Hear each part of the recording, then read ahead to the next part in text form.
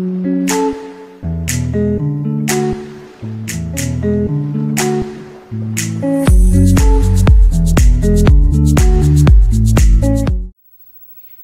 días, mi nombre es Lucia León y a continuación estaré desarrollando el tema de endocarditis infecciosa. Antes vamos a recordar qué es el endocardio. El endocardio es una membrana que recubre localmente las cavidades del corazón. Este forma un revestimiento interno en las aurículas y ventrículos. Sus células son similares tanto embriológicamente como biológicamente a las células endoteliales de los vasos sanguíneos. El endocardio es más grueso en las aurículas que los ventrículos. Este posee una capa interna o endotelial, una capa media o subendotelial y una capa externa o subendocárdica. Entre las funciones que posee el endocardio tenemos en primer lugar que el endocardio proporciona una superficie lisa para el interior del corazón. Esta superficie lisa permite que la sangre fluya libremente a lo largo de los tejidos. En segundo lugar, el endocardio juega un papel fundamental en los latidos del corazón por contener las fibras de Purkinje. Y en tercer lugar, el endocardio forma pliegues adicionales alrededor de las válvulas del corazón, lo que ayuda a que estas válvulas sean más fuertes y funcionen de una mejor manera. En cuanto a la definición de qué es la endocarditis infecciosa, es la infección de la superficie interna del corazón o endocardio. Debido a la presencia de microorganismos patógenos, generalmente estos microorganismos patógenos suelen ser bacterias, pero también puede producirse por hongos en un menor porcentaje. Esta enfermedad se produce en las válvulas cardíacas con mayor frecuencia, pero también suele aparecer en defectos septales o en las paredes del corazón. Durante la infección se forman vegetaciones, que son cúmulos de bacterias mezcladas con matriz extracelular, que son características de la endocarditis. Aparecen generalmente pegadas a lo que son las válvulas en lugares de baja presión. Estas vegetaciones se pueden desprender y por eso junto con la endocarditis pueden aparecer afectaciones extracardíacas. Históricamente, la endocarditis infecciosa ha sido dividida clínicamente en dos tipos: endocarditis infecciosa aguda y endocarditis infecciosa subaguda. En la endocarditis aguda, esta se caracteriza porque tiene una evolución fulminante, aparece una toxicidad sistémica, fiebre alta, leucocitosis y produce alteraciones extracardíacas con mayor frecuencia. Las bacterias relacionadas a esta clasificación está el Staphylococcus aureus. En cuanto a la subaguda, tenemos que esta tiene una evolución lenta e indolente. Aparece febrícula, diaforesis nocturna, pérdida de peso y otros síntomas sistémicos relacionados que no son muy relevantes, ya que estos suelen aparecer en cualquier otra patología. Las bacterias relacionadas a esta clasificación es el Streptococcus viridans. Voy a continuar con la fisiopatología de la endocarditis infecciosa.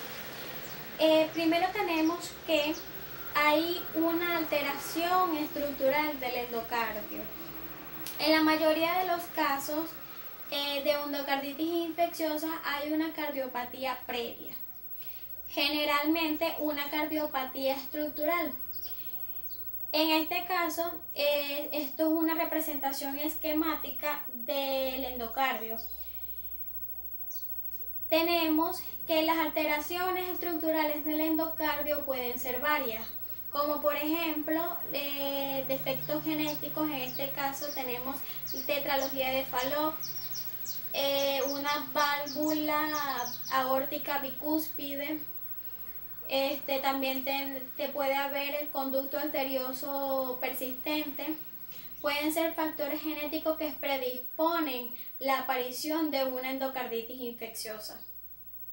También lesiones cardíacas degenerativas como el caso del prolapso mitral, que básicamente es un endurecimiento y pérdida de la función normal de las válvulas mitrales, que permite el reflujo de sangre durante la contracción cardíaca. También tenemos inflamación crónica, como el caso de la fiebre reumática. Otros factor predisponente se puede considerar como una alteración estructural del endocardio, son las personas que tienen válvulas protésicas o válvulas mecánicas, que son válvulas de reemplazo. También tienen un mayor riesgo de presentar endocarditis infecciosa. Segundo, esta alteración estructural del endocardio, ¿qué genera? Genera un flujo turbulento. En este caso, esta es la representación esquemática de cómo sería el flujo normal sanguíneo dentro del corazón. Ahora, como hay una alteración estructural del endocardio, tenemos entonces que se presenta un flujo turbulento a consecuencia de lo que es la alteración estructural. ¿Qué va a pasar? Ese flujo turbulento genera una lesión en el endocardio.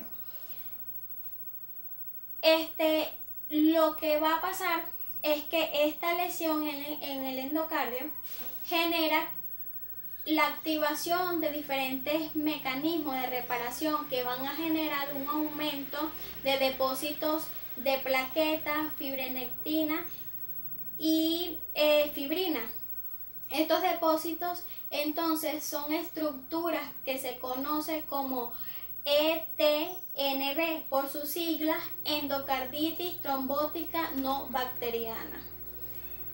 A esta hora no he mencionado ningún tipo de bacteria y es por eso que se conoce como vegetación estéril. Esta es una reparación de una lesión que hay en el endocardio, pero que todavía no tiene nada que ver con bacterias. Por lo tanto, como mencioné anteriormente, una alteración estructural previa es una predisposición a endocarditis infecciosa. Esta lesión es la que tenemos como predisposición antes de una endocarditis previa. Entonces tenemos que se puede producir una bacteriemia, que es la que va a causar la endocarditis infecciosa. Entonces esta ETNB es como el foco donde se va a alojar esta bacteriemia, y esta se puede producir por muchas razones, como por ejemplo una infección rectal. Muchas de las bacterias que producen endocarditis se encuentran en la boca, como con personas que tengan periodontitis, personas que tengan caries, tienen mucha probabilidad de que se produzca endocarditis. Y no solo puede ser una infección o un tratamiento dental, sino que también esta puede ser actividades diarias como cepillarse los dientes o masticar chicle. Pueden producir que se produzcan pequeñas rupturas y que estas bacterias puedan llegar a la sangre y producir una bacteriemia. También tenemos infecciones geniturinarias, cutáneas y infecciones pulmonares. También, aparte, hay un grupo muy importante que se relaciona mucho también con lo que es la endocarditis infecciosa, que son los adictos a las drogas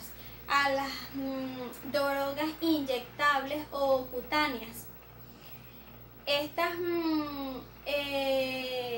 drogas inyectables por vía parenteral normalmente no siguen los parámetros de sexia o antisexia, y entonces como tal no tienen una higiene adecuada, y por eso puede aparecer lo que es una endocarditis.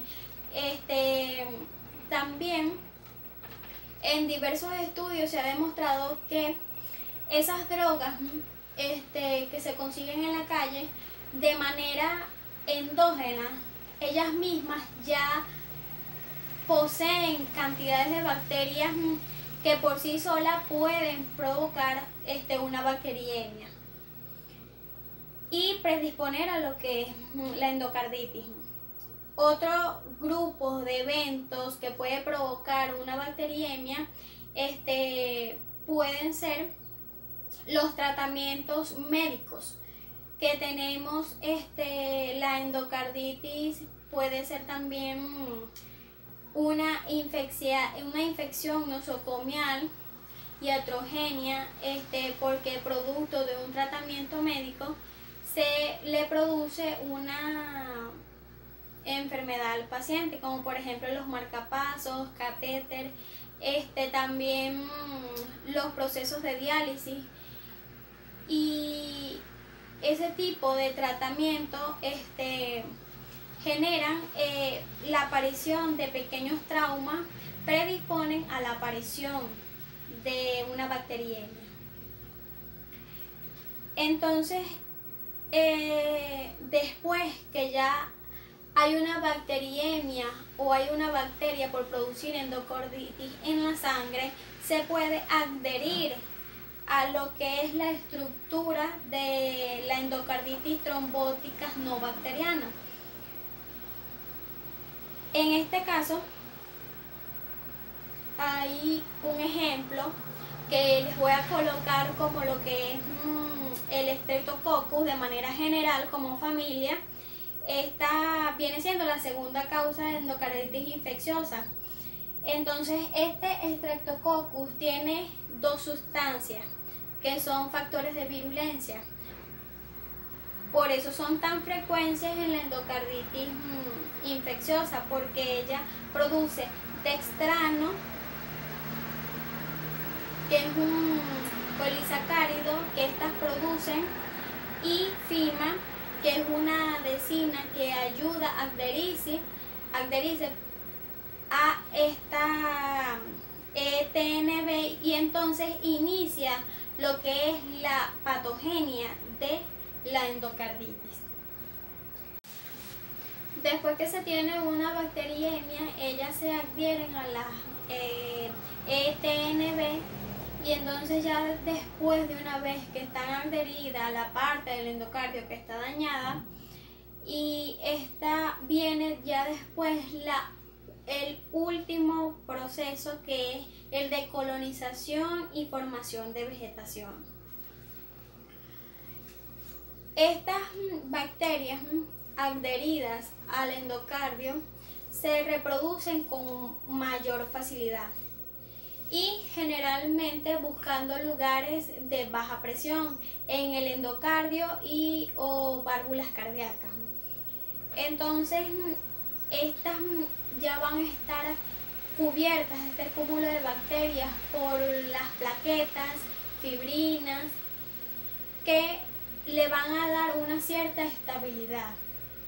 Como se puede observar, estas vegetaciones son muy importantes en cuanto al desarrollo de la fisiopatología de la endocarditis y evolución de la misma, porque como se ve en esta imagen, estas pueden ser pequeñas y estar localizadas, o pueden luego extenderse y cubrir una área más grande, y estas pueden producir una lesión permanente que pueden llevar a la necesidad de hacer un reemplazo de estas. Algo importante con estas vegetaciones es que en muchas ocasiones son fiables, se pueden romper y se puede liberar o producir un émbolo que puede obstruir una arteria y producir una alteración o un embolismo extracardíaco. Pero también pueden ser émbolos sépticos que llevan bacterias vivas y pueden provocar infecciones en otros lugares, aparte del corazón.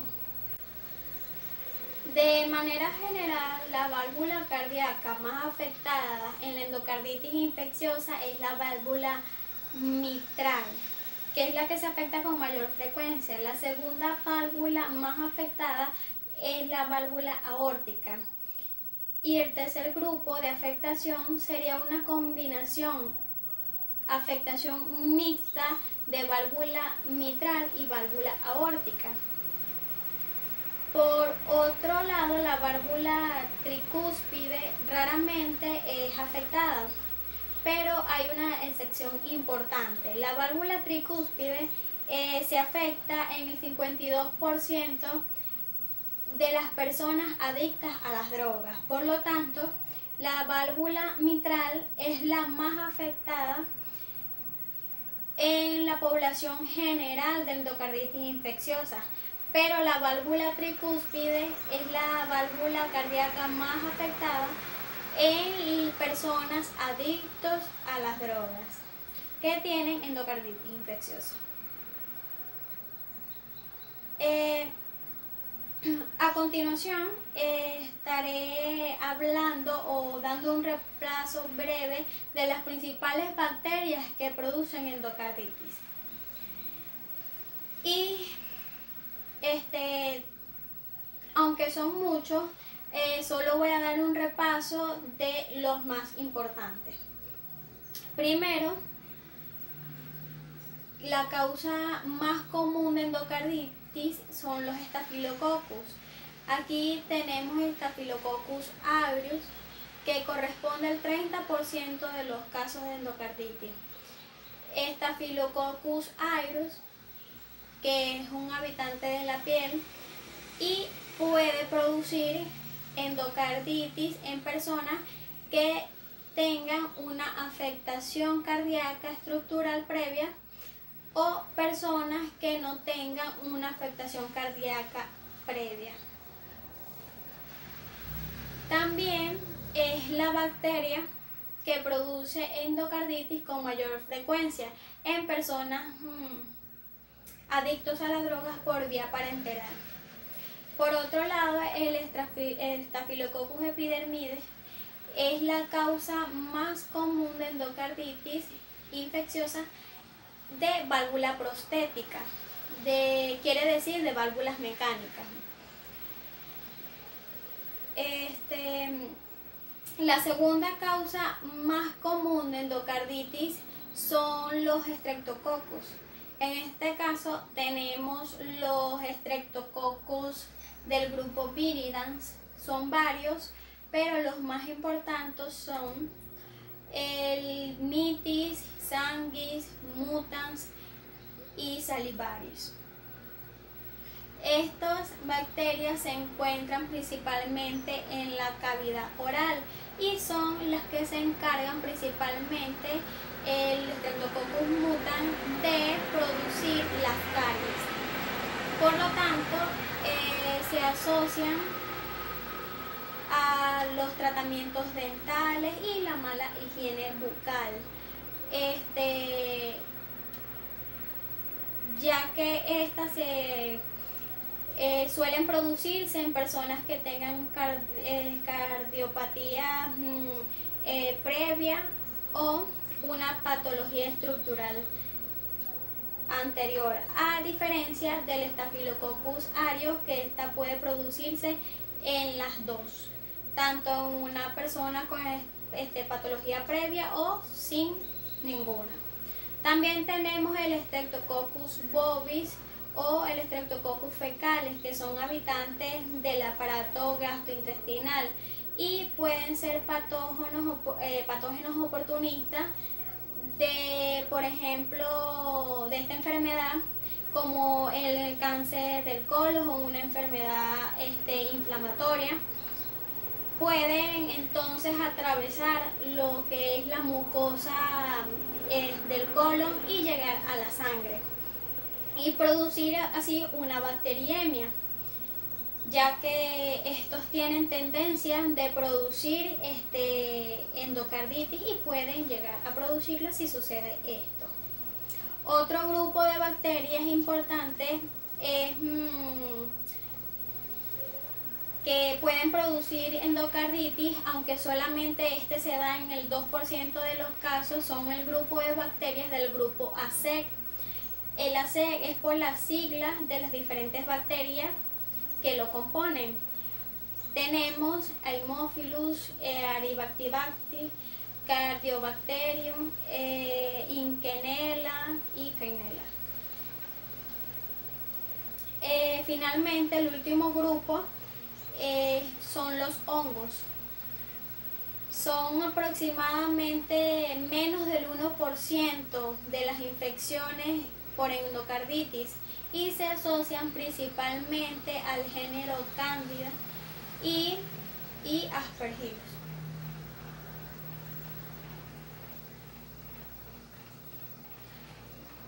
Hablemos un poco de los signos y síntomas de la endocarditis infecciosa. El principal que se encuentra de entre el 80 y 90% de todos los casos de endocarditis infecciosa es la fiebre.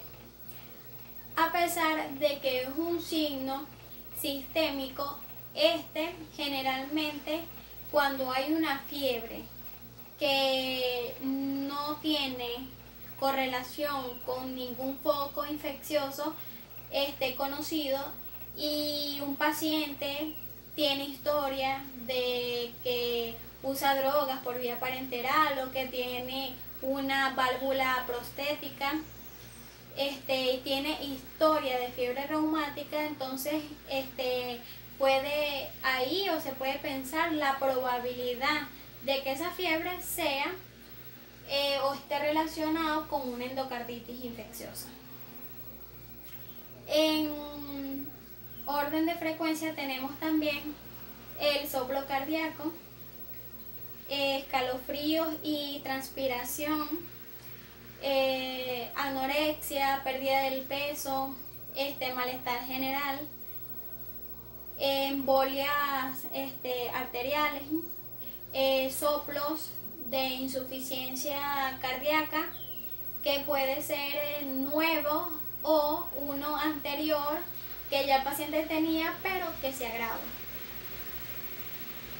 Manifestaciones neurológicas, petequias, dedos hipocráticos, que son básicamente dedos en palillos de tambor, es otro nombre que se le da. Y como se sabe, es ese ensanchamiento de la parte distal de los dedos, que es una afectación que generalmente se asocia a afectaciones del aparato cardiovascular. También tenemos manifestaciones periféricas que corresponden solamente en el 2 a 5% de los casos, pero tienen características importantes y por eso vamos a hablar un poco más de ellas. Primero tenemos los nódulos de Osler. Estas son lesiones nodulares pequeñas de 2 a 15 milímetros y dolorosas que suelen aparecer en la yema de los dedos o de las manos, los pies, y estas suelen ser múltiples o evanescentes y desaparecer en horas o días. También tenemos las lesiones de Haneway. Estas consisten en bacterias, infiltración de neutrófilos, necrosis y hemorragia subcutánea. Se debe a émbolos sépticos y en el examen histológico se aprecia un acceso subcutáneo. También tenemos las manchas de Rok. Son lesiones retinianas, ovales, pálidas, rodeadas por hemorragias y son localizadas cerca del disco óptico. Diagnóstico de la endocarditis infecciosa. El diagnóstico incluye las manifestaciones clínicas. En este caso vamos a tomar en cuenta las diferentes manifestaciones que nos van a hablar o nos van a hacer sospechar de endocarditis infecciosa, como son las que ya había mencionado antes. También tenemos que tomar en cuenta el hemocultivo, que es una herramienta muy útil, ya que nos puede decir si hay una infección, una bacteriemia en sangre, y más importante, qué bacteria está causando esta infección, porque si es una bacteria clásica asociada a endocarditis, entonces nos puede guiar a que sí puede ser una endocarditis. También tenemos las manifestaciones o pruebas de laboratorio. En este caso vamos a tener el resultado asociado a una infección bacteriana normal. Vamos a tener anemia, leucocitosis, hematuria microscópica, aumento de la velocidad de entrosedimentación, aumento de la proteína C reactiva, factor reumatoide, complejos inmunitarios circulantes y descenso de complementos séricos. Son datos que hablan en general y pueden ser asociados a una infección, pero que generalmente no nos hablan de endocarditis, pero aún así nos pueden ayudar a guiar el diagnóstico de la enfermedad. También tenemos la ecocardiografía, que es una herramienta más útil para el diagnóstico de endocarditis infecciosa. En este caso tenemos dos tipos. La primera es ecocardiografía transtorácica. Es simple, fácil de realizar, pero no es específica como tal, porque no es tan sensible, debido a que hay vegetaciones pequeñas de menos de 2 milímetros que no pueden ser detectadas. Por eso tenemos también el otro tipo, que es la ecocardiografía transesofágica. Es más específica y más sensible.